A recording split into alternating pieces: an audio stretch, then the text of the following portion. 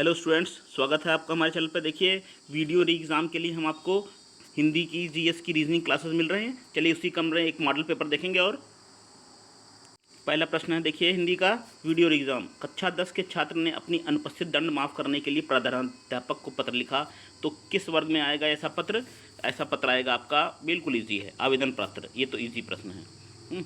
Discuss, हम कठिन प्रश्न हैं उनको समझाएंगे और डिस्कस करेंगे। ठीक, आचार्य रामचंद्र शुक्ल जी द्वारा रचित हिंदी साहित्य का इतिहास, इम्पॉर्टेंट है, हिंदी साहित्य का इतिहास, इसका प्रकाशन किस वर्ष हुआ था, ये प्रश्न है।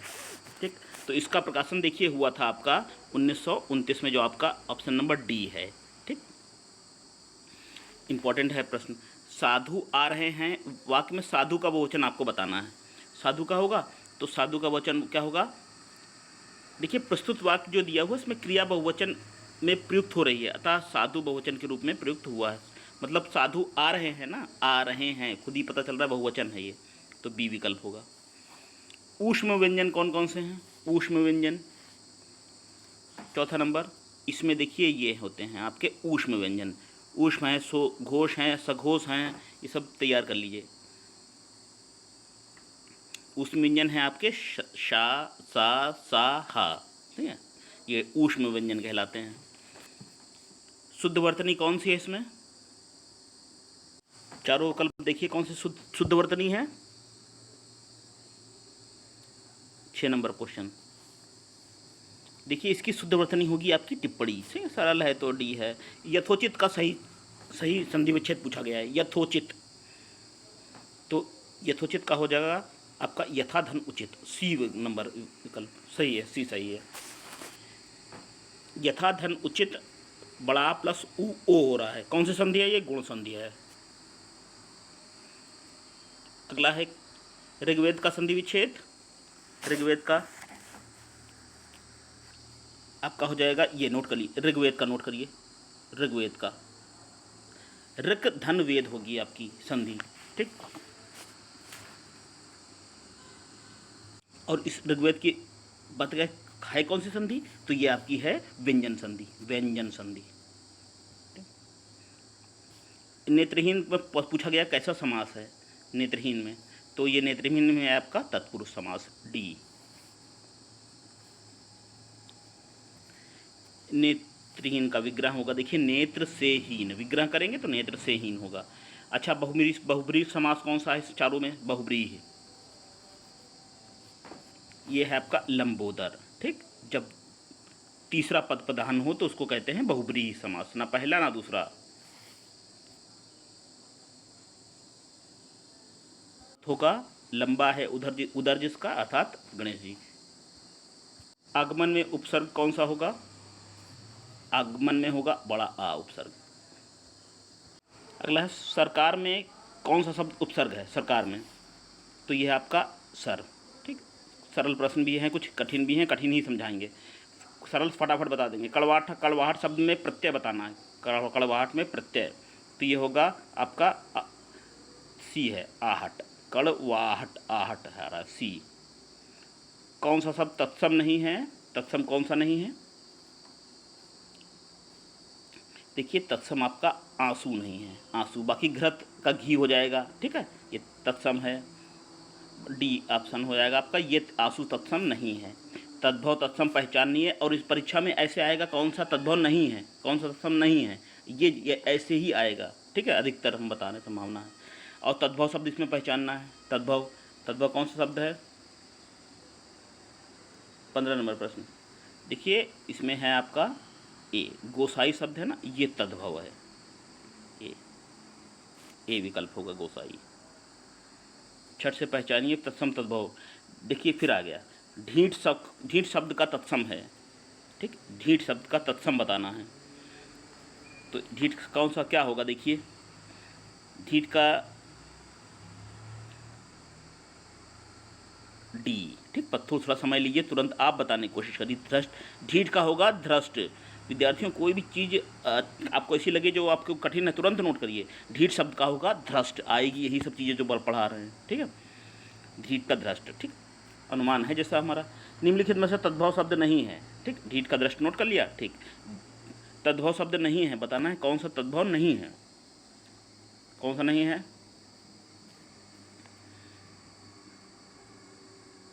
इसमें आपका राजा शब्द जो है ना, ये तद्भव नहीं है। ए। अगला है कवि शब्द कौन सी संज्ञा है कवि शब्द में? ठीक, 18 नंबर।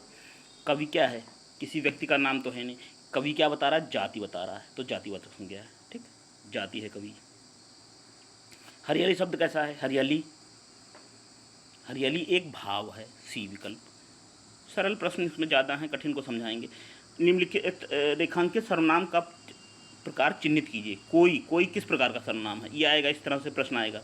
ये किस प्रकार, सर्वनाम के भेद तो जरूर आएंगे। ठीक, सर्वनाम और विशेषण के, खास तौर से संज्ञा के नहीं आएंगे, बल्कि सर्वनाम और विशेषण के में आएंगे। ठीक, 20 का देखिए, कोई कैसा है? पुरुष नहीं है। ठीक, प्रश्न भी नहीं है, अनिश्चित है, सी। निम्नलिखित शब्दों में एक विशेषण शब्द बताना। देखिए मिलता है ना, विशेषण आएगा। विशेषण कौन सी विशेषता है इसमें? विशेषता, विशेषण पहचानने के लिए आपको देखिए सी ऑप्शन होगा, पहुंच नहीं होगा, सॉरी, ये होगा डी, सॉरी गलती से लग गया, डी होगा, पांचवा है। विशेषण के बाद एक नाउन जोड़ के देख लीजिएगा, यानी विशेषण के बाद संज्ञा जोड़ के आप दे सकते हैं। जैसे पांचवा व्यक्ति, ठीक, विशेषण के बाद हमेशा संज्ञा आती है। ठीक, तो अगर आप जोड़ कर देखेंगे, पांचवा व्यक्ति सरपंच, तो ये व्यक्ति का नाम है। ठीक है, प्रपंच, पहुँच, इसमें से जोड़ेंगे तो नहीं मिलेगा। आप इस तरह से कर लीजिएगा। कभी ऐसा विशेषण दिया हो तो विशेषण के, जैसे कि पूछा गया हो कौन सा शब्द विशेषण है, तो उस विशेषण के बाद एक व्यक्ति का नाम जोड़ के देख लेंगे। जैसे देखिए, अब मीरा जोर से हंसी वाक्य में समुचित उदाहरण किस प्रकार की क्रिया है? मीरा जोर से हंसी में, जोर से हंसी में इसमें कर्म ही नहीं है, अकर्मक है। ठीक, इसका हो जाएगा ए, कर्म नहीं है, जोर से हंसी। देखिए अगला, देखिए, वह लाचार है क्योंकि वह अंधा है। इस वाक्य में कौन सा अव्यय है? अव्यय बताना है, कौन सा अव्यय है। तो इसमें है अव्यय है आपका कैसा? परिणाम, संकेत, संबंध, कारणवाचक। इसमें डी विकल्प आपका सही है, कारणवाचक अव्यय है। ठीक, अगला, निम्न में अव्यय है, कौन सा अव्यय है इसमें? भारत, श्याम, आह और दक्षिण में, ये आपका आह अव्यय है, 4 नंबर, सी नंबर। आह शब्द आपका क्या है? अव्यय है। जिन अव्ययों से देखिए हर्ष है, शोक है आदि के भाव ऐसे प्रकट होते हैं ना, इनका संबंध वाक्य या उनके किसी विशेष पद से नहीं होता। ठीक है, इसे कहते हैं क्या? विस्मयादिबोधक वाक्य। आह है, वाह है, अरे है। ठीक, ये सब आपके क्या होंगे? अव्यय कहलाएंगे। आग का पर्यायवाची बताना है। अच्छा है, अच्छा प्रश्न है, ये कठिन प्रश्न है और बढ़िया प्रश्न है। देखिए, ठीक, थोड़ा सा अलग टाइप के ही प्रश्न आएंगे ना परीक्षा में। आग का पर्यायवाची क्या होगा? पुंडरीक नहीं होगा, सैंधव भी नहीं है, शक्र और वैश्वावर बचे, बी है, नोट कर लीजिए। आग का पर्यायवाची है ना वैश्वानर, 25 का। अनल है, पावक है, वायु सखा है, दहन है, वैश्वानर है, कृशान है, हुताशन है, जातवेद भी कहते हैं आग को। ठीक, जातवेद, हुताशन, कृशानु, ये सब आग के पर्यायवाची हैं। ठीक है, पुंडरीक अच्छा किसका है? ये पुंडरीक जो आया हुआ ये पुंडरीक आपका है कमल का। ठीक, तथा सैंधव किसको कहेंगे? सैंधव कहेंगे हम घोड़े का पर्यायवाची है, घोड़े का सैंधव। धूसर का पर्यायवाची होगा, धूसर का क्या होगा? धूसर का होगा बेसर। ठीक, दूसर का बेसर, सी विकल्प। असीम का पर्यायवाची, असीम का विलोम, सॉरी, असीम का विलोम बताना, असीम। असीम को बोलेंगे हम, का हो जाएगा ससीम, एक एन, ए विकल्प सही है, असीम का ससीम। भोगी का विलोम बताना है, भोगी का क्या होगा? भोगी का विलोम क्या होगा? योगी का होगा, भोगी, सी विकल्प। पक्षी पेड़ पर अपना क्या बनाते हैं? नीम, नींद, नीर, नीड़। नीर माने देखिए पानी होता है, ये नीड़ सही होगा, सी विकल्प आपका सही होगा। ठीक, नीड़ का मतलब होता है घोंसला, नीड़ नीड़ नीड़ अर्थ होता है घोंसला। कभी कभी ये दे देते हैं शब्द युग में, नीर और नीड़ दे दिए, तो नीर मतलब पानी, नीड़ मतलब घोंसला। देखिए अगला लिखे देखेंगे, अपने के लिए लड़ना धर्म है। अपने किस चीज़ के लिए लड़ना धर्म है, किस चीज़ के लिए? 30 नंबर में देखिए इसमें होगा अपने स्वायत्व, स्वायत्व ऑप्शन नंबर बी होगा। अपने स्वायत्त के लिए, अपने अधिकार के लिए, अपने हक के लिए, हक बोलते हैं ना, हक, उसको कहेंगे स्वायत्त। जो क्षमा करने योग्य नहीं है उसको क्या कहेंगे? उसको बोलेंगे अक्षम्य, बी विकल्प होगा। जिसका दमन ना किया गया हो उसको क्या बोलेंगे? जिसका दमन किया गया हो, नहीं ना नहीं है, जिसका दमन किया गया हो तो उसको कहेंगे हम दमन, क्या दमनीय कि दमनशील? ये अच्छा प्रश्न है। दमित कि दमनीय कि दयनीय? दमनशील।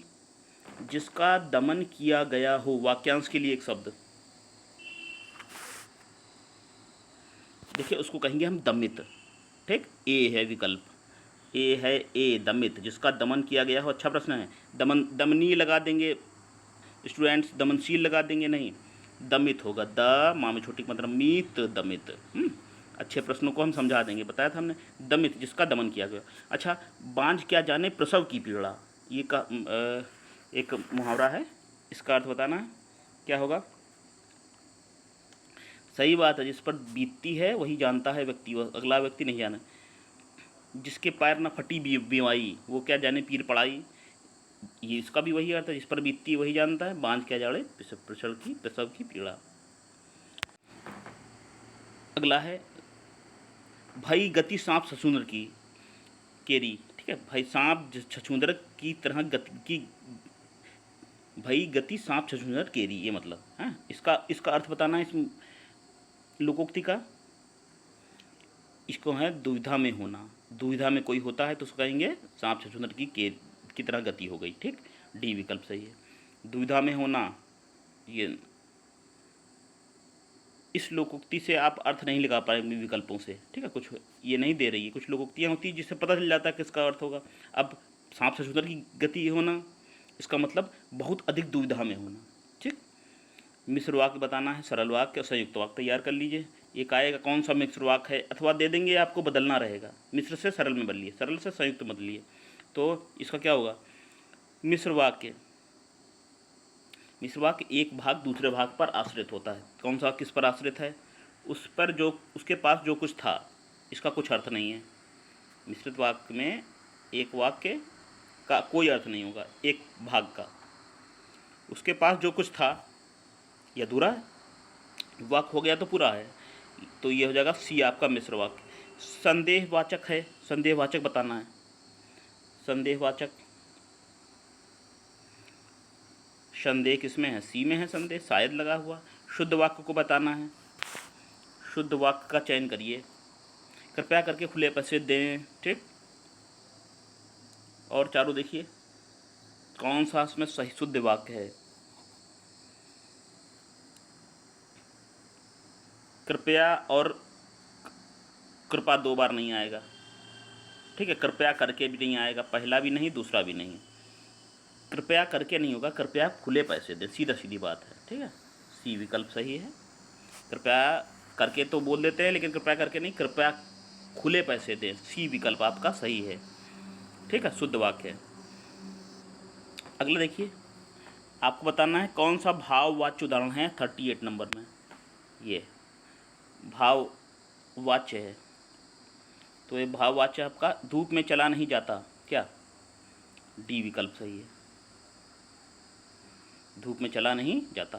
कानू सुनी बात पर यकीन मत करो, निकांक्षी शब्द का कारक बताना है। कानू सुनी में कौन सा कारक है? ये आपका कर्म, सी विकल्प है आपका सही।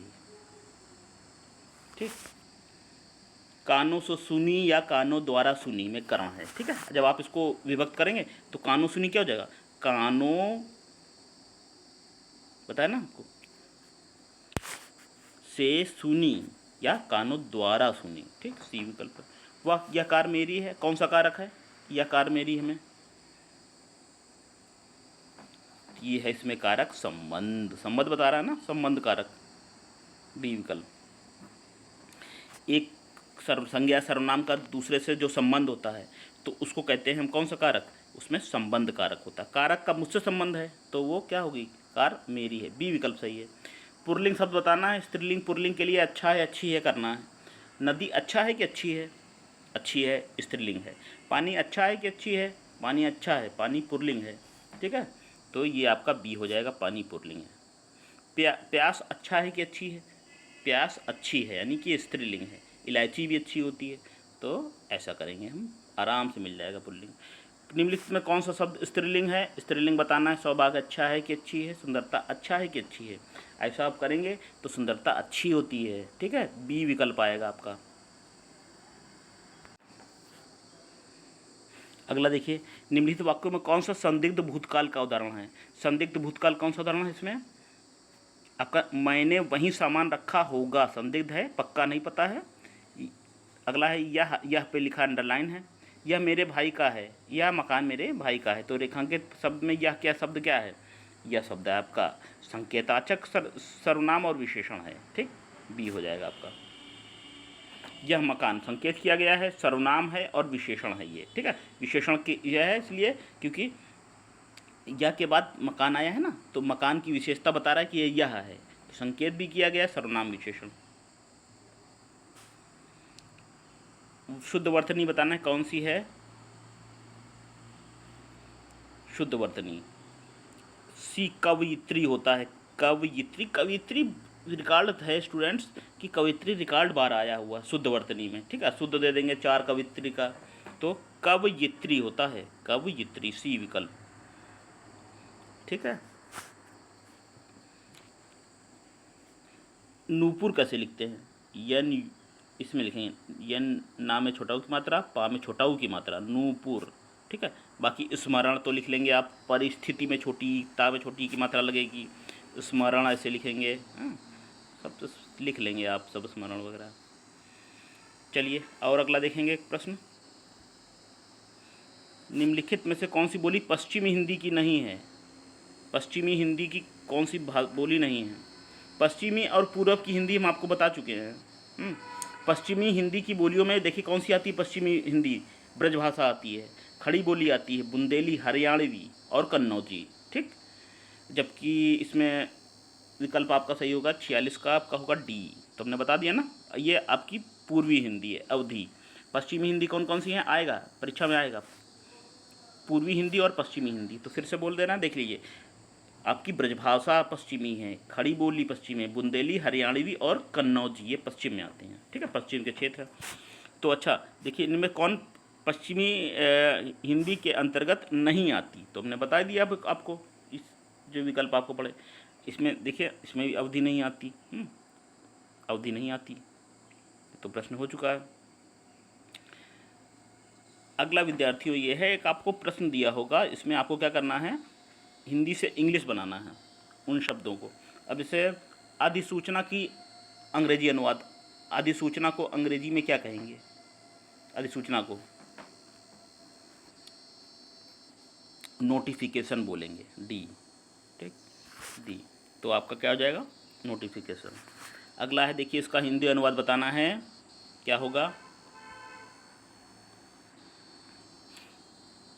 लिखा है hiring of accommodation on proposal terms not approved, इसको हिंदी में क्या कहेंगे,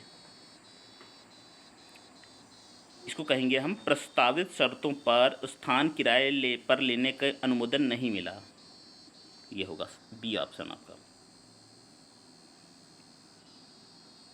ठीक। दर्प का पर्यायवाची कौन सा है, दर्प का पूछा गया है, पर्यायवाची, तो दर्प का को कहेंगे हम क्या, अहंकार। दर्प का अर्थ क्या होता है, अहंकार होता, अभिमान होता है, घमंड होता है, घमंड अभिमान नहीं आएगा, दर्प आएगा, दर्प क्या है, सी विकल्प।